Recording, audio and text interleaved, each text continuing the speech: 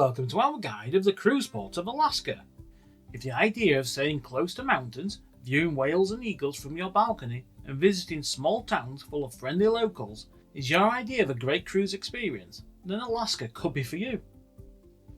But just what can be enjoyed in Alaska, where can you sail from, and perhaps most importantly, just which cruise ports can be explored in Alaska?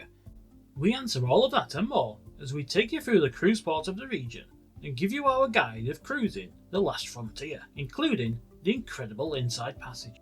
As ever, don't forget to like and subscribe, and why not leave a comment below, and we would love to hear your views on Alaska. My name is Darren, and this is our guide to the cruise ports of Alaska.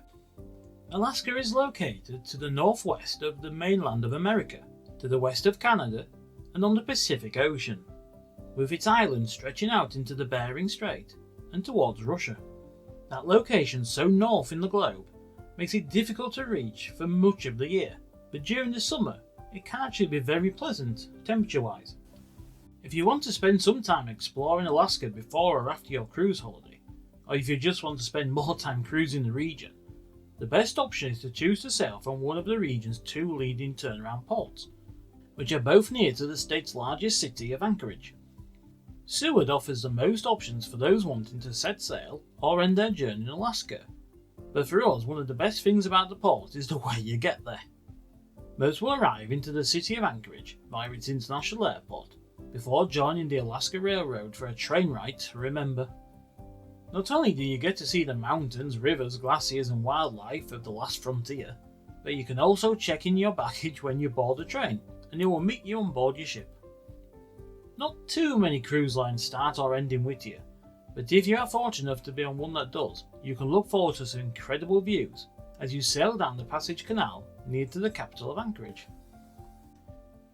Juneau offers all that you could want from an Alaskan port, including mountains, incredible wildlife, and lots of local attractions, whilst the state's capital also offers some of the most incredible experiences, including the chance to fly over the misty fjords and the Mendenhall Glacier.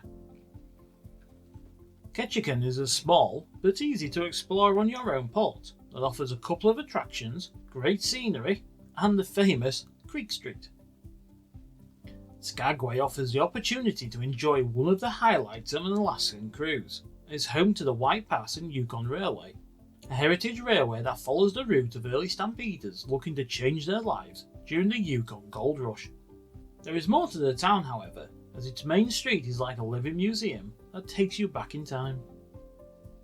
Sitka is one of the region's smaller ports, but that is part of its charm, as visitors can enjoy getting close to nature and taking the incredible scenery that surrounds you without the crowds of other ports.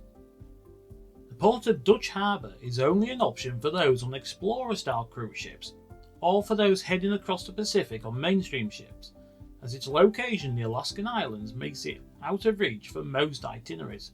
Those who do visit there can explore one of the remotest towns in the United States, and somewhere where the tight-knit nature of its residents helps create a unique experience for visitors. Icy Strait Point is Alaska's version of a holiday resort, and offers visitors plenty to enjoy, all with an Alaskan twist. It offers the chance to take a zip slide through the Alaskan rainforest, ride a cable car, visit a cannery, and head out on whale watching adventures, amongst other things. Kodiak is only visited by smaller cruise ships, and whilst it may not have as much on offer as some other ports in the region, it does offer a different experience for visitors. As a former capital city under Russian rule, the town centre has buildings from that period, including a Russian Orthodox church, but the biggest draw for cruise ship is the Kodiak National Wildlife Refuge, a national park that acts as a safe haven for bears. Haines is another small port that only a small number of ships visit, but if you are fortunate enough to go there, you will never forget it, as it offers some of the best scenery of the Alaskan Panhandle.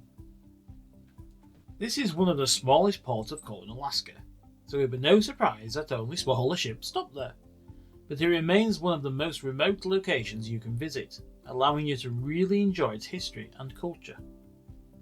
Valdez is a former gold rush town, located at the head of a fjord on the Prince William Sound that is now known for being a major oil port.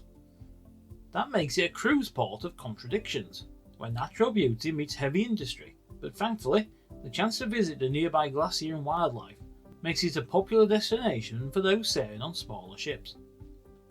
The Inside Passage is one of the world's most famous cruising regions, and is simply a must-visit destination for those who love cruising close to mountains, glaciers and waterfalls, and who love to watch out for whales, eagles and other incredible wildlife whilst on board their ship.